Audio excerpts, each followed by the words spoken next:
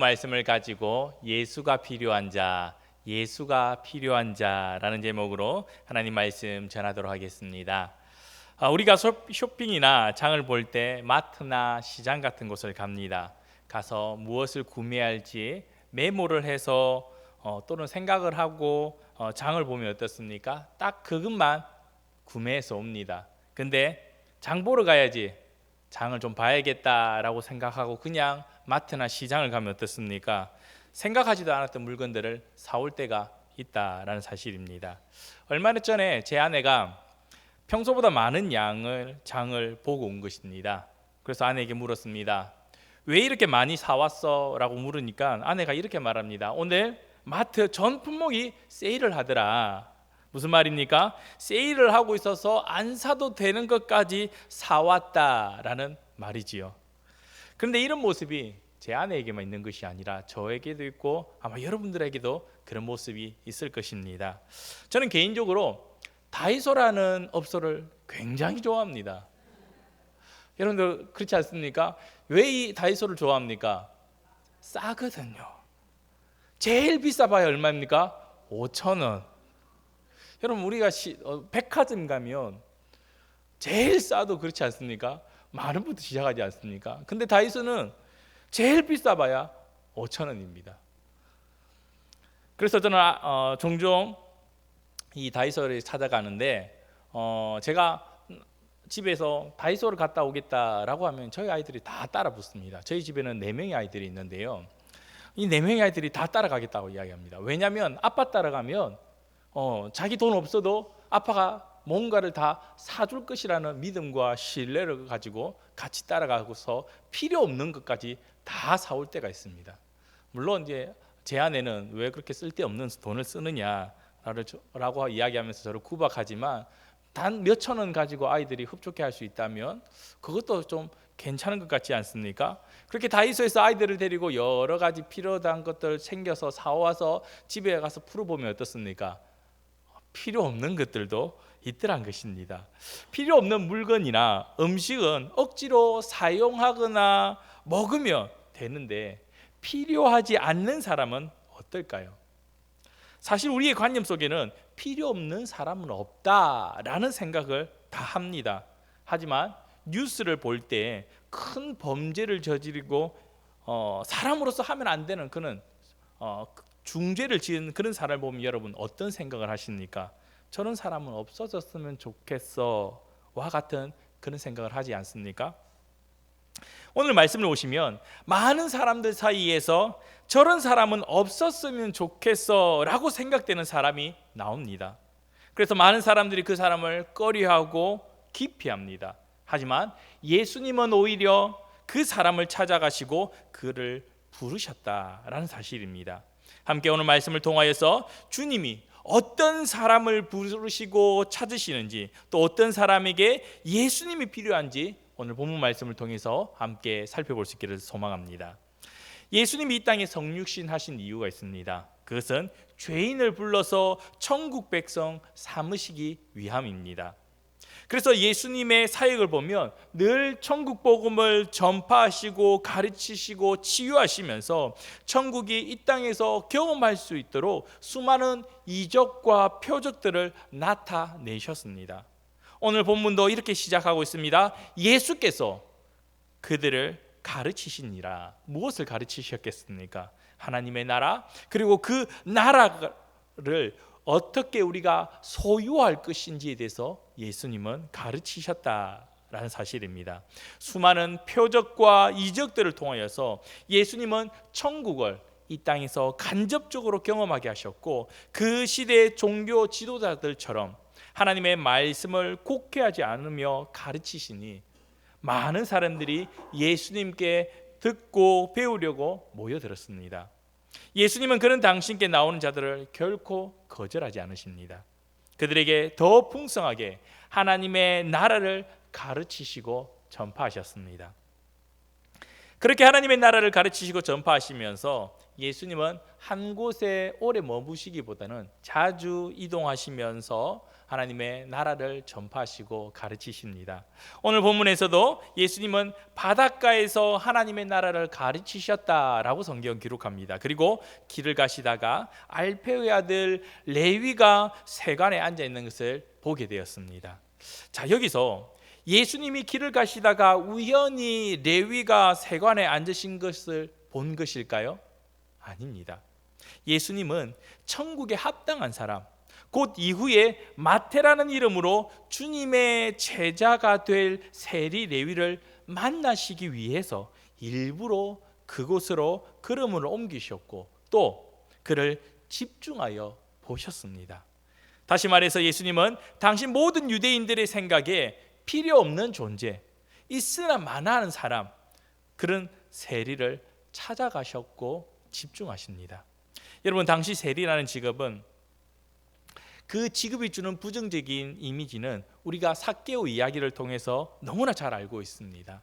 로마로부터 그 권리를 이양받아서 동족에게 세금을 합법적으로 걷지만 걷어야 할 세금 그 이상의 것을 불법적으로 착복하고 착취하여서 세금을 걷었기에 유대인들에게 있어서 세리는 지옥에 합당한 자였고 동족이지만 동족이 아니며 함께 공존할 수 없는 그런 존재였습니다. 마치 우리에게는 나라를 팔아먹었던 친일파와 같은 그런 존재로 여기시면 쉽게 이해가 되실 겁니다. 그들은 죄인들의 대명사였고 가장 부독한 자들이었습니다. 그렇기 때문에 유대 사회 안에서 세리는요, 회당에도 들어갈 수 없는 그런 존재로 여겼다라는 사실입니다. 여러분, 회당에 들어갈 수 없다는 말이 무엇을 의미할까요? 하나님의 만날 수 없는 존재이고 그렇기 때문에 자연스럽게 하나님의 구원과 상관없는 존재로 여겼다는 사실입니다. 그리고 세리는 법정에서도 정언할 수 없었습니다. 왜냐하면 그들은 부도덕하고 거짓된 사람이었기 때문에 그들이 하는 모든 말들은 거짓이라고 여겼습니다. 그리고 세리에게 일반 유대인들이 거짓말하는 것은 거짓말이 아니라 말할 정도로 그렇게 당시 유대인들은 세리를 정말 미워할 뿐 아니라 적대시했습니다.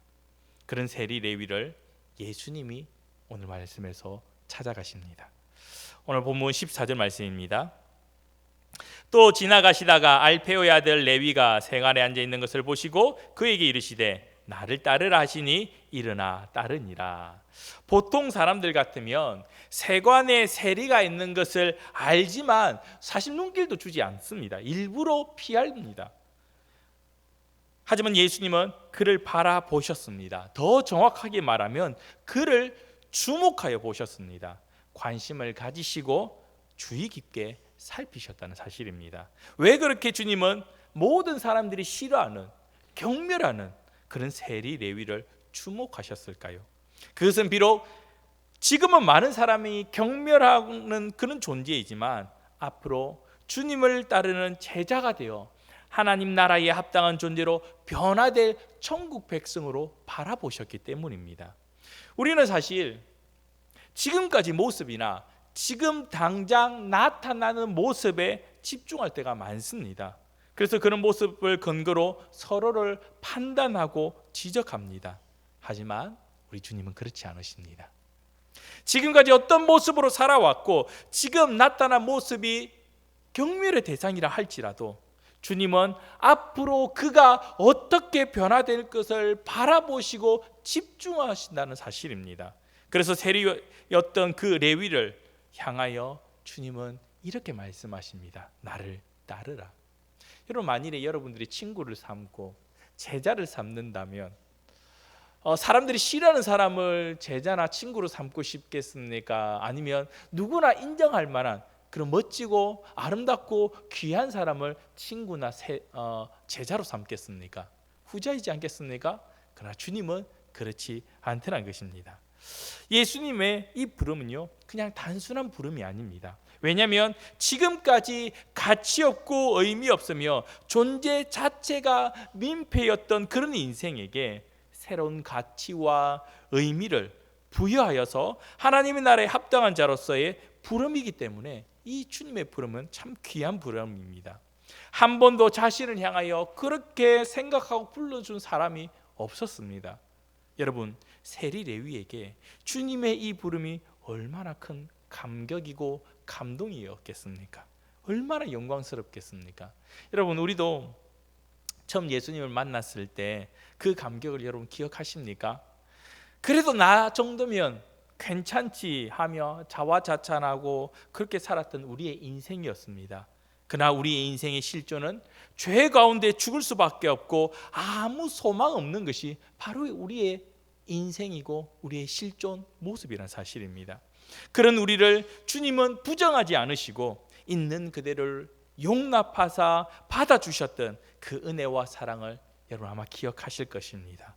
그 은혜와 사랑이 있었기에 우리가 하나님 앞에 오늘 이렇게 서며 예배드릴 수 있는 것입니다.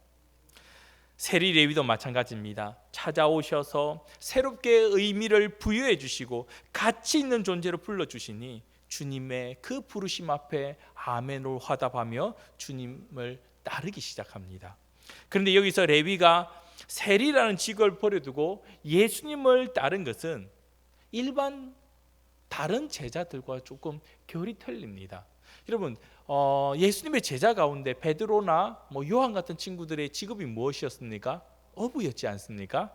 여러분, 어부 출신의 그런 제자들은 그들 역시도 주님이 부르실 때에 그들의 삶에 있어서 전부라 말할 수 있는 배와 건물과 가족을 다 버리고 예수님을 따랐습니다. 하지만 배와 건물은 어떻습니까? 나중에 다시 구매하고 돈 주고 사면 구매할 수 있습니다. 실제로 어부 출신의 제자들은 예수님께서 죽으신 이후에 어떤 행동을 취했습니까? 베드로가 나는 물고기 잡으러 가련다 라고 말하면서 다시 어부의 생활로 돌아갔습니다.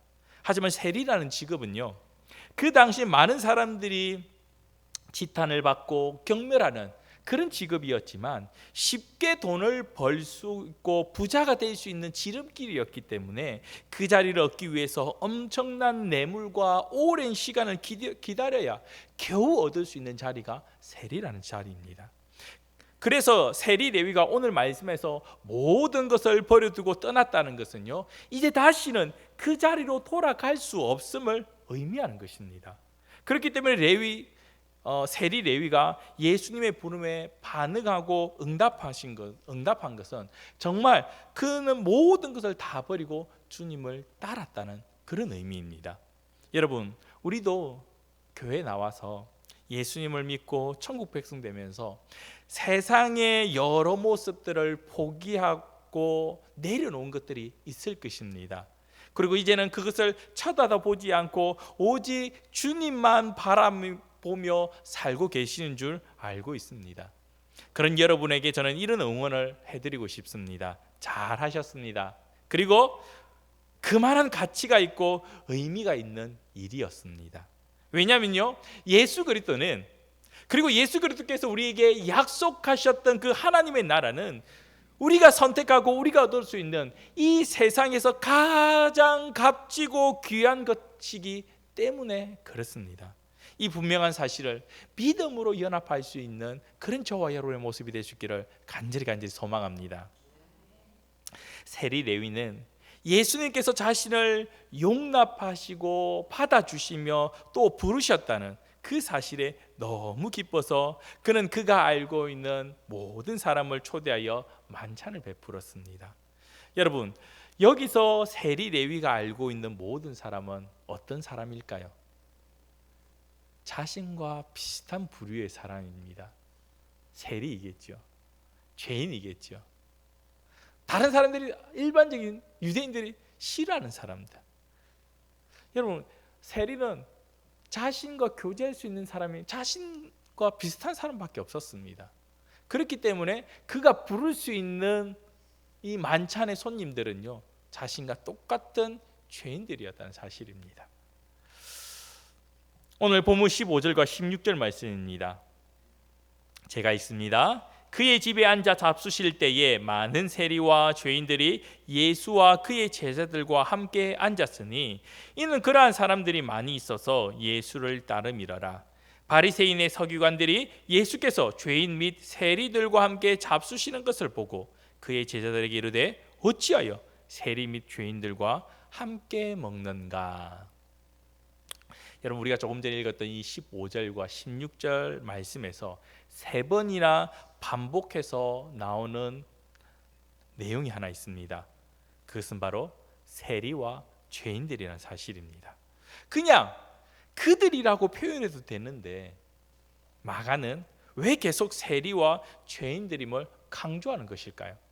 그것은 아무리 자기네들끼리 모여서 잔치를 하고 음식을 베풀어도 일반 유대인들의 입장에서는 그 모든 것이 의미 없는 모습임을 강조하기 위함입니다. 그런데 그런 곳에 누가 함께하고 있으십니까? 누가 함께 하신다고요? 예수님이 그들과 함께 하시더란 겁니다. 그리고 그 모습을 누가 봤냐? 종교 지도자 중에 한 부류였던 바리새인과 서기관들, 예수님을 너무나 싫어했던 그런 두 부류의 사람들이 그 사실을 보았다라는 것이지요. 그리고 그것을 바라보면서 예수님의 제자들에게 퉁명스럽게 이렇게 이야기합니다.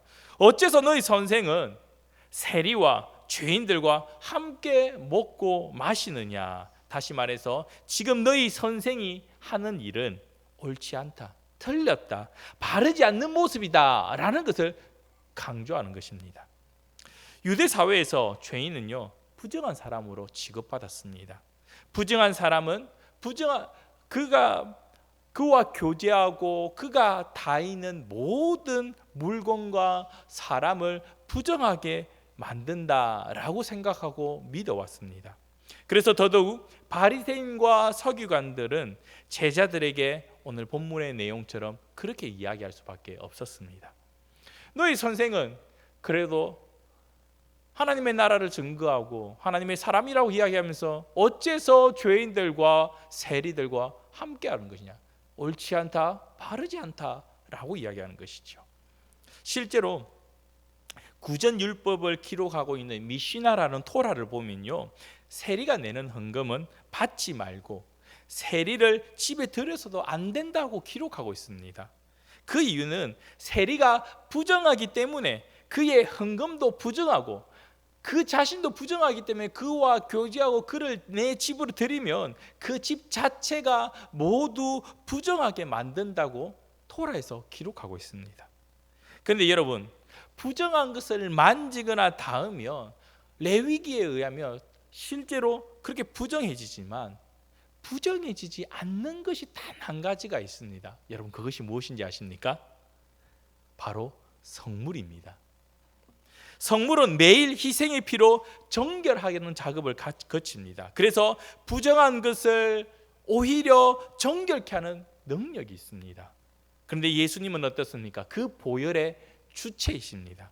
아무리 죄인들이 부정한 사람이 세리라 할지라도 예수님이 함께할 때 부정함이 예수님을 부정케 하는 것이 아니라 오히려 그 부정한 대상들을 정결케 한다는 사실입니다. 여러분, 우리는 혈류증 여인의 사건을 잘 알고 있습니다. 이 여인은요, 이 혈류증이라는 병 때문에 언제나 부정한 존재였습니다. 그런 그녀가 많은 의사에게 자신의 병을 보였지만 아무도 치료하지 못했다라고 성경은 기록합니다. 그런 그녀가 소문에 들렸던 그 예수님을 만나기 위해 한 일이 있습니다.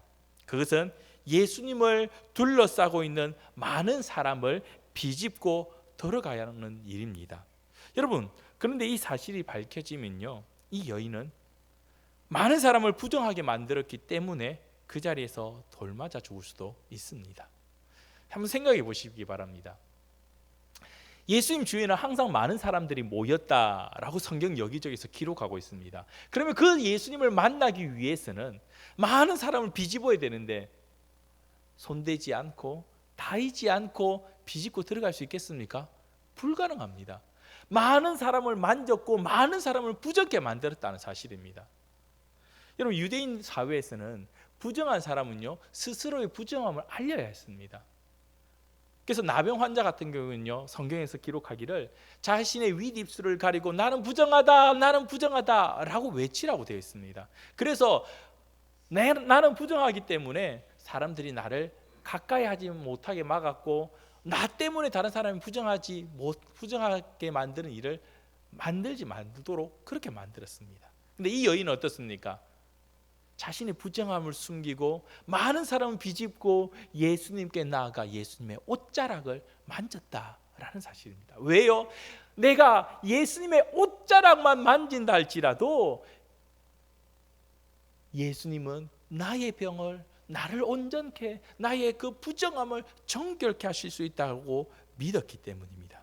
그렇게 목숨을 걸고 예수님 앞에 나아갔을 때, 예수님의 옷자락에 손을 내밀었을 때 예수님은 그녀를 부정하게 했던 병을 깨끗하게 하심으로 그를 정결케 만들었습니다. 아무리 예수님께서 죄인들과 함께 머물고 교제한다 할지라도 그 부정함이 예수님을 부정하게 만들 수는 없습니다. 오히려 그 부정함들이 깨끗게 되는 것이지요. 그래서 레위가 베푼 잔치는 죄인들의 모임으로 시작하였지만, 죄인들이 함께 모여 있는 그런 장소였지만, 예수 그리스도께서 그곳에 임재하고 그곳에 함께 하신 때에 그것은 의인의 잔치로 변화되었다는 사실입니다. 얼마나 복된 장소입니까? 나는 이전에 죄인이었지만 내가 예수 그리스도를 만났을 때에 예수 그리스도를 통해서 우리는 의인이라 칭함을 받게 되었습니다. 이 얼마나 놀라운 은혜입니까?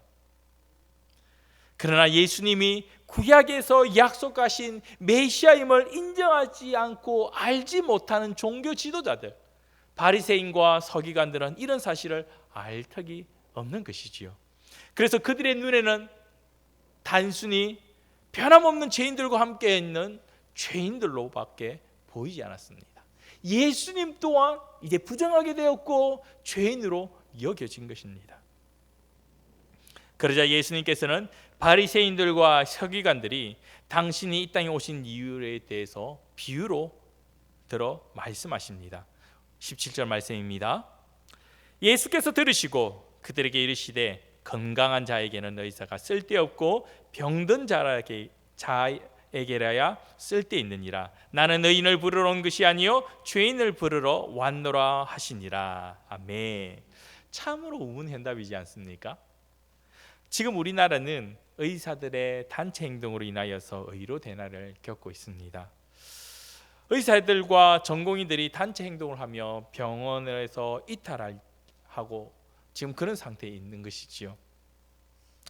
우리 안 목사님도 지금 병원에 계시는데 제대로 치료를 받는지는 모르겠습니다. 의사가 아마 경상도도 많이 부족할 것 같은데 어쨌든 하나님의 선하심과 인도하심으로 잘 치료받고 오셨으면 좋겠습니다. 얼마 전에 그런 뉴스를 유튜브에서 그런 뉴스를 본 적이 있습니다. 젊은 전공의가 이런 말을 했습니다. 의사가 있기 때문에 환자가 있는 것이다 라고 외치는 겁니다. 그 뉴스를 볼 때 제 귀를 의심했습니다. 그래서 다시 그 뉴스의 한 부분을 다시 들어봤는데 틀린 말이 아니었습니다. 진짜 그렇게 말한 것이죠. 아니죠. 틀렸습니다. 환자가 있기 때문에 의사가 있는 것입니다. 만일 아픈 사람이 없는데 의사가 왜 필요하겠습니까? 모두가 건강하면 의사가 필요 없는 것이죠. 여러분, 에덴 동산에 물론 아담과 하와밖에 없었지만 그 이후에 만일에 죄인 되기 이전에 의사가 필요했을까요? 거기는 아픔이 없는데요. 거기는 의사가 필요가 없습니다. 그럼 하나님의 우리가 장차 나아갈 하나님의 나라는 어떻습니까? 그게 의사가 필요합니까? 필요하지 않습니다. 아픔과 눈물이 없는 곳이기 때문에 그렇습니다.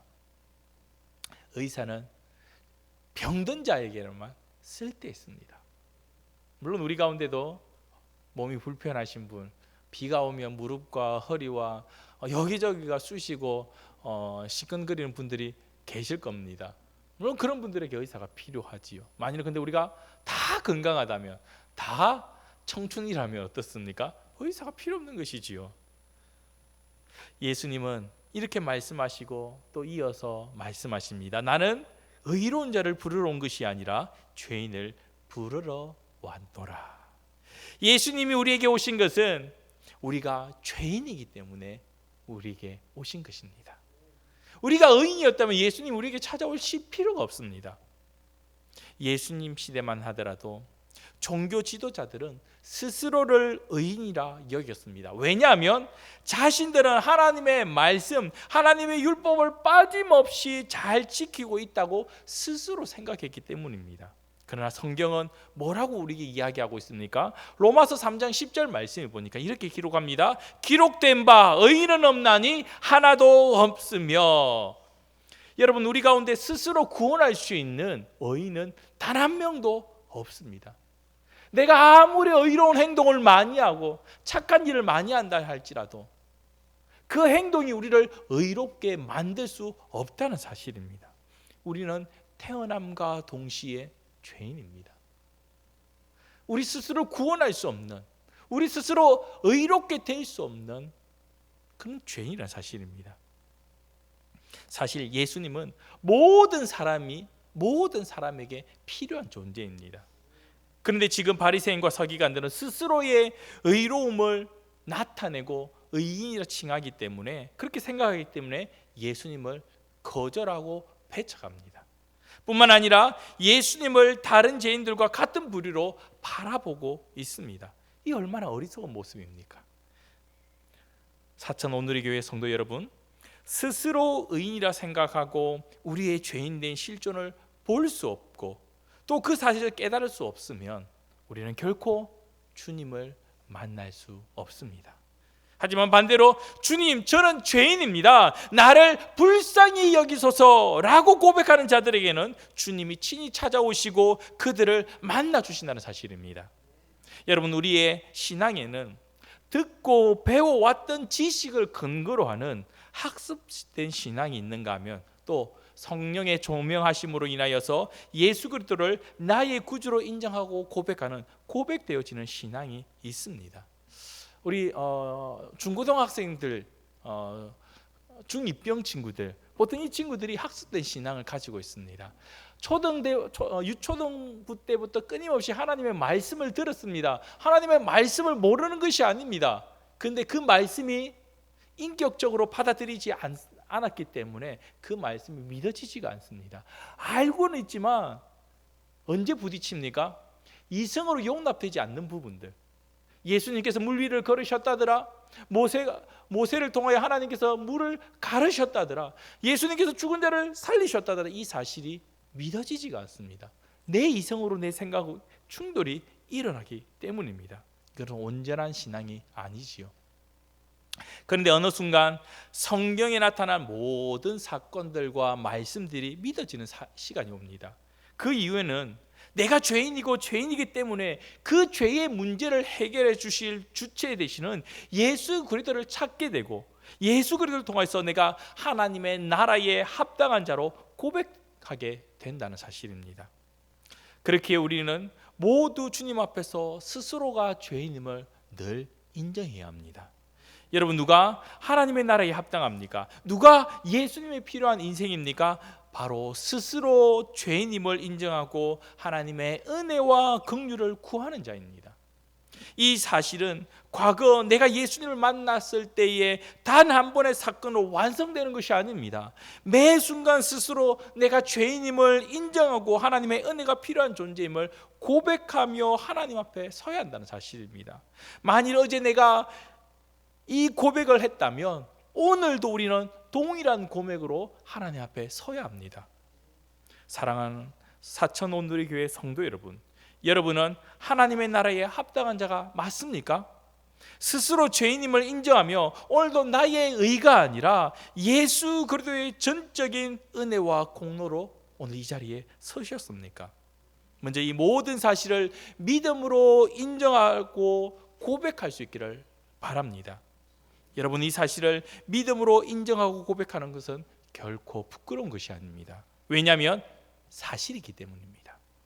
찬양 중에 은혜라는 찬양이 있습니다. 아마 다 아실 겁니다. 내가 누려왔던 모든 것들이, 내가 지나왔던 모든 시간이, 내가 걸어왔던 모든 순간이 당연한 것 아니라 은혜였소 라는 가사가 있습니다. 지금까지 우리가 누려왔고 지나온 모든 시간들은 자연스럽고 당연한 것이 하나도 없습니다. 내 힘으로 얻은 것 같고 나의 노력으로 채운 것처럼 보이지만 결코 그렇지 않습니다. 모든 것이 하나님의 선물이고 하나님의 은혜입니다.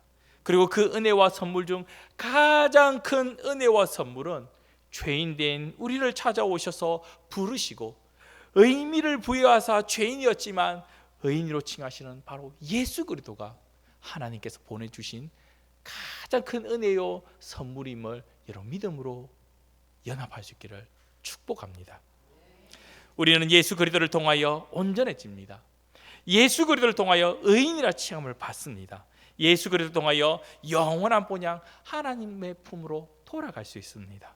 이 분명한 사실을 믿음으로 연합하여서 헛되고 가치 없는 인생에서 주님의 제자로 또 하나님의 나라에 합당한 백성으로 거듭나고 오늘을 살아낼 수 있는 그런 저와 여러분 우리 모두가 되시기를 주님의 이름으로 축원드립니다. 말씀을 정리하겠습니다. 오늘 말씀에 나타난 세리 레위는 아마도 레위 지파였던 것으로 보입니다. 왜냐하면 유대 사회에는 아이의 이름을 지을 때에 선조의 아름다운 이름을 부여할 때가 많기 때문입니다. 레위는 연합함이라는 뜻입니다. 아마도 그의 아비 알페오는 아들이 태어났을 때 많은 사람을 연합케 하는 그런 복된 자가 되기를 원하고 바라는 마음으로 이름을 레위라 지었던 것 같습니다. 그런데 그의 삶은 어떻습니까? 많은 사람을 연합케 하는 것이 아니라 오히려 많은 사람들에게 부정당하는 그런 존재로 살았습니다. 예수님은 그런 레위에게 새로운 이름을 부여하십니다. 그에게 허락하신 새로운 이름은 바로 마태입니다. 여러분, 마태는요 하나님의 선물이라는 의미입니다. 예수님이 새롭게 부여해 주신 그 이름의 뜻에 맞게 그는 마태복음이라는 하나님의 큰 선물을 저와 여러분을 포함하여 많은 사람에게 선물로 주었습니다. 언제 레위가 이런 귀한 삶을 살게 되었습니까? 그가 예수님을 만난 이후입니다. 세리 레위도 예수님을 만난 이후에 마태가 되었고 그 이름에 합당한 삶을 살았습니다. 여러분 혹시 시인 김춘수의 꽃이라는 시를 아십니까? 아마 한 번쯤은 들어보셨고 또 이 시를 정말 좋아라 하는 분들도 계실 겁니다. 제가 한번 이 시를 읽어보겠습니다. 내가 그의 이름을 불러주기 전에는 그는 다만 하나의 몸짓에 지나지 않았다. 내가 그의 이름을 불러주었을 때 그는 나에게로 와서 꽃이 되었다. 내가 그의 이름을 불러준 것처럼 나의 이 빛깔과 향기에 알맞는 누가 나의 이름을 불러다오. 그에게로 가서 나도 그의 꽃이 되고 싶다. 우리들은 모두 무엇이 되고 싶다? 너는 나에게 나는 너에게 잊혀지지 않는 하나의 눈짓이 되고 싶다. 여러분, 주님이 우리의 이름을 불러주시기 전에는 의미 없는 인생이었고 가치 없는 몸부림이었습니다. 그러나 주님은 그는 우리에게 찾아오셔서 의미를 부여하시고 가치 있는 인생을 살게 만드셨습니다. 그리고 우리를 향해서 그렇게 말씀하십니다. 존귀하다, 참 귀하다라고 말씀해 주셨습니다. 주님이 우리의 이름을 불러주셨을 때 우리는 그때부터 가치 있는 인생, 의미 있는 꽃과 같은 삶이 되었습니다. 이제 우리는 우리를 우리 되게 하신 주님 앞에 잊혀지지 않는 하나의 눈짓이 될 수 있기를 소망합니다. 이제 우리는 주님이 새롭게 불러주신 이름, 성도, 그리스도인이라는 새로운 이름으로 하나님 앞에서 하나님 나라에 합당한 백성으로 오늘도 당당하게 살아갈 수 있는 그런 저와 여러분 우리 모두가 되시기를 주님의 이름으로 축원드립니다. 이 시간 말씀을 기억하며 함께 기도합시다. 자격 없고 소망 없는 인생이 찾아오셔서 생명과 소망을 주신 주님의 부르심에 합당한 자로 살아가는 한 주와 우리의 인생이 되게 달라고 다 함께 기도하며 하나님 앞으로 나가도록 하겠습니다. 기도하시겠습니다.